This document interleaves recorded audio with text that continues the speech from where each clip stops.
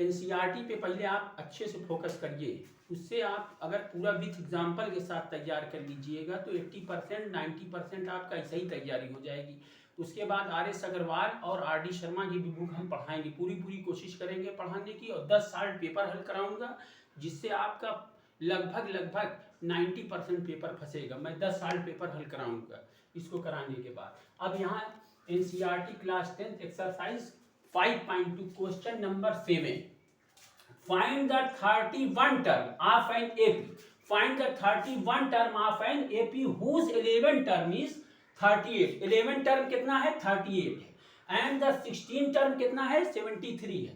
मतलब पूछ क्या कर रहा है? पूछ रहा है कि find the 31 term of AP, मतलब 31 टर्म की एपी पूछ रहा है। और दिया क्या है? 11 टर्म इज कितना है? 38। 11 टर्म कितना है? 38। T11 इक्वल कितना आ गया? 38। T11 equal 38। अब n की जहां आपका क्या आ जाएगा? 11 आ जाएगा। a प्लस ब्रैकेट में n माइनस 1d इक्वल कितना है? 38। अब a प्लस n की जहां पर क्या आ गया? 11 माइनस 1d और 38। अब a प्लस 11 में से 1 जाएगा 10d इक्वल 38। ये आपकी फर्स्ट इक्वेशन बन गई। ये आपकी क्या होगी? First equation. T11 whose 11 term is 38। T11 कितना आ जाएगा? 38। अब एपी का formula a plus n minus 1d equal 38। अब n की जहां कितना आ गया? 11 आ गया। 11 में से 1 गया, कितना आ गया? 10d। a plus 10d equal कितना आ गया? 38। ये आपकी फर्स्ट इक्वेशन होगी। फिर उसके बाद कह रहा है 16 टर्म इज 73। तो T16 इक्वल कितना आ गया आपका? 73 आ गया। अब इसमें भी यही फार्मूला, a प्लस एन की जहां 16 माइनस 1d इक्वल 73। अब 16 में से 1 जाएगा, कितना आएगा? 15। 15d equal 73। ये आपकी सेकंड इक्वेशन हो गई। ये आपकी क्या बन गई? Second equation. अब यहाँ सेकंड इक्वेशन में नंबर बड़ा, इसलिए इसको पहले लिख लेते हैं। a plus 15d, a plus 15d equal 73। ये आपकी क्या है? Second equation. इसको ऊपर राइट कर दिया। क्यों राइट किया? इसका नंबर बड़ा है, इसमें थोड़ा आसानी रहेगी आपको करने में। और a प्लस 10d आपकी क्या है? फर्स्ट इक्वेशन है। तो a प्लस 10d इक्वल 38। ये आपकी फर्स्ट इक्वेशन, इसके नीचे राइट कर दीजिए। अब प्लस प्लस है, ये भी प्लस प्लस है। अब जब प्लस प्लस रहेगा तो क्या बताया हमने? ऑन सब्ट्रैक्टिंग रहेगा। अगर प्लस माइनस होता तो ऑन एडिंग रहता, प्लस माइनस रहता तो ऑन एडिंग रहता। अब यहां हम क्या राइट करेंगे? On subtracting.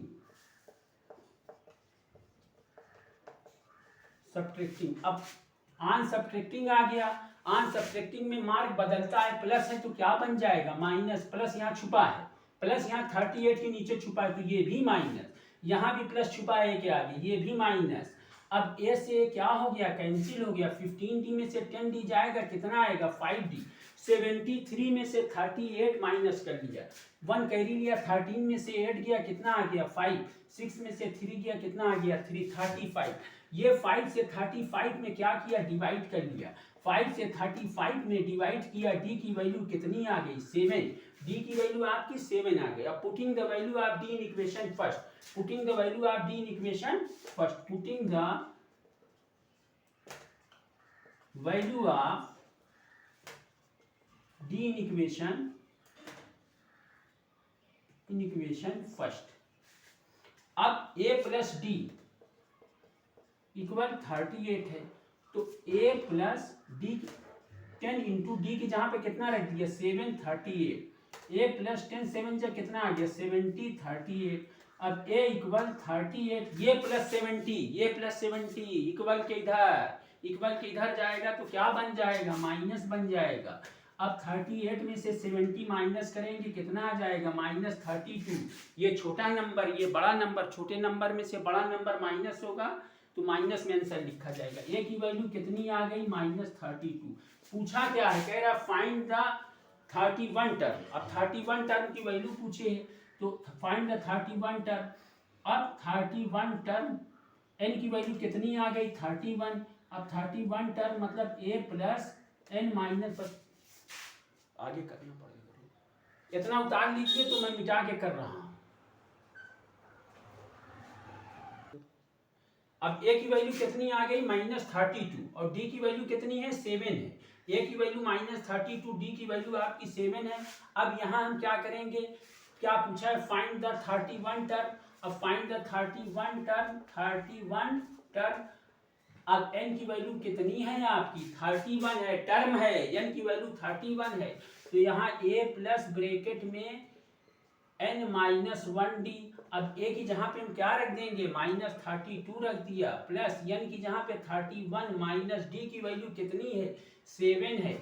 अब -32, 31 में से 1 जाएगा 30 आ जाएगा इंटू 7 -32, 30 का 7 में मल्टीप्लाई करेंगे, 7 3 = 21, 210 आ गया, 0 आगे लगा देंगे। अब माइनस का नंबर छोटा, प्लस का नंबर बड़ा, घटेगा, सब्ट्रैक्ट होगा, लेकिन माइनस नहीं लगेगा।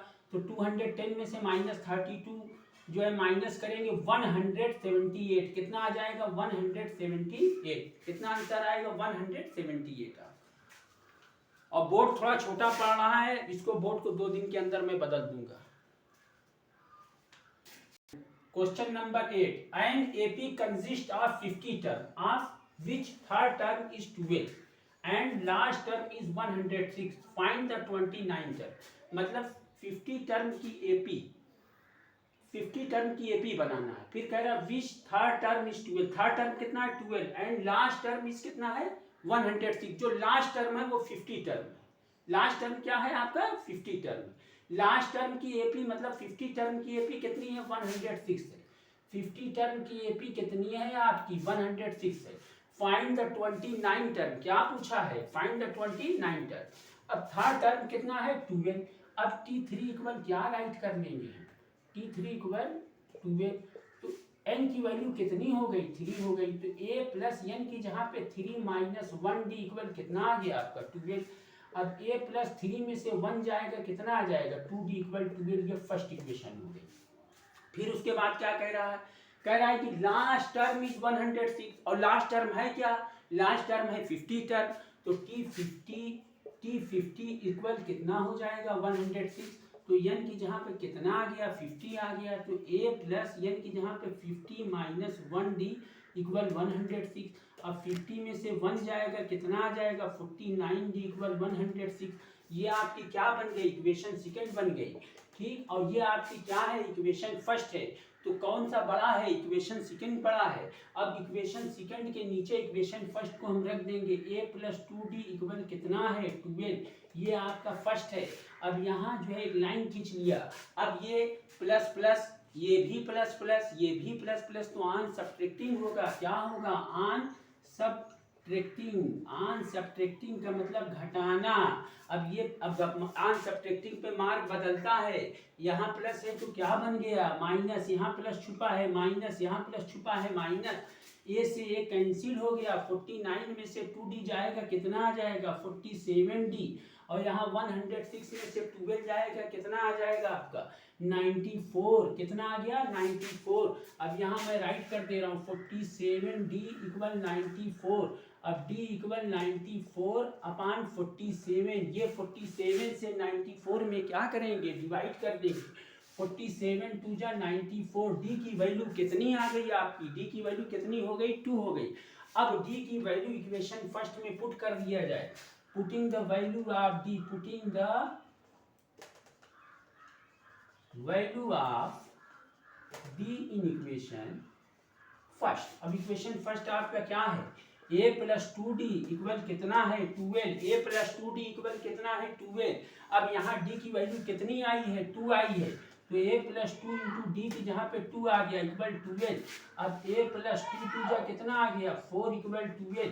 या a इक्वल 12, ये प्लस 4 इधर जाएगा, ये प्लस 4 इक्वल के इधर माइनस 12 में से 4 गया, कितना आ गया 8 आ गया। a की वैल्यू कितनी आ गई फर्स्ट टर्म मतलब a की वैल्यू 8 आ गई। पूछा क्या है फाइंड द 29 टर्म। अब यहाँ 29 टर्म की एपी निकालना है, कितने की 29 टर्म की। n की वैल्यू क्या है, n की वैल्यू 29 है। अब a plus n minus 1d, a की जहाँ पे क्या रखेंगे, a की वैल्यू क्या है आपकी, a की वैल्यू आपकी कितनी है 8 है। a की वैल्यू कितनी है 8 और प्लस n की वैल्यू कितनी है, n की वैल्यू 29 है। पूछा क्या है 29 टर्म, n की जहां पर क्या आ गया 29, d की वैल्यू कितनी है आपकी, d की वैल्यू 2 है। अब 8 प्लस 29 में से 1 गया, कितना आ गया 28, 28 इंटू 2, 8 प्लस 28 टू जा कितना हो जाएगा 56, 56 और 8 कितना हो जाएगा 64, आंसर आपका आ गया। इसको आप लोग उतारिए, अगला क्वेश्चन में बता रहा हूं। Question number 9, if the third term and 9 term of an AP 4 and -8, मतलब कि थर्ड टर्म की एपी कितनी है 4 और 9 टर्म की एपी कितनी है -8। कह रहा which term of this AP 0, कौन से टर्म की एपी 0 होगी, मतलब n की वैल्यू यहाँ पूछा है, क्या पूछा है n की वैल्यू। अब n की वैल्यू निकालना है आपको। थर्ड टर्म कितना दिया है आपका, थर्ड टर्म की एपी कितनी है 4, तो t3 इक्वल कितना हो गया 4 हो गया। जो थर्ड टर्म है वो कितना है आपका, एपी उसकी कितनी है 4, तो a प्लस n की जहां पर क्या आ जाएगा आपका 3, a प्लस n की जहां 3 माइनस 1d इक्वल 4। अब a प्लस 3 में से 1 गया 2d इक्वल 4, ये आपकी फर्स्ट इक्वेशन बन गई। ठीक, फिर उसके बाद कह रहा है 9 टर्म ऑफ एन एपी कितना है, 9 टर्म की एपी -8 है, तो t9 इक्वल कितना हो गया आपका -8, तो a प्लस n की जहां पे 9, n की वैल्यू कितनी है 9 है, 9 minus 1d equal -8, a plus 9 में से 1 जाएगा 8d इक्वल -8, ये आपकी क्या हो गई सेकंड इक्वेशन। अब a plus 8d equal -8 second, n की जहां पे 9 आ गया।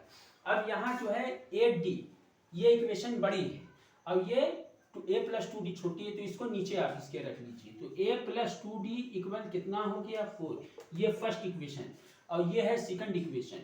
यहाँ भी प्लस, यहाँ भी प्लस, यहाँ भी प्लस, जब प्लस प्लस रहेगा तो क्या रहेगा ऑन सब्ट्रैक्टिंग, क्या रहेगा ऑन सब्ट्रैक्टिंग। अब प्लस है तो मार्क बदलेगा, जब सब्ट्रैक्टिंग रहेगा तो मार्क बदलेगा, एडिंग में मार्क नहीं बदलेगा। अब यहाँ प्लस है तो क्या बन गया माइनस, यहाँ भी प्लस छुपा है माइनस, यहाँ भी प्लस छुपा है माइनस, ये से क्या हो गया आपका कैंसिल हो गया। 8d में से 2d जाएगा, कितना बचेगा आपका 6d, और यहाँ आपका -8 -4 कितना हो जाएगा -12, माइनस माइनस मिला के प्लस बनता है, लेकिन लिखा जाता है राइट किया जाता है माइनस। अब 6d इक्वल कितना आ गया आपका -12, ये d इक्वल -12 अपॉन 6 से 12 को कैंसिल किया, d की वैल्यू कितनी आ गई -2।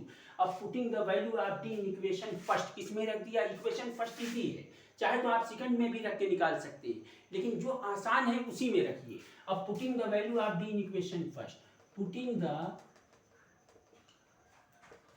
value of t in equation first। अब इक्वेशन फर्स्ट क्या है आपकी, a प्लस 2d इक्वल कितना है 4 है, a प्लस 2d इक्वल 4 है।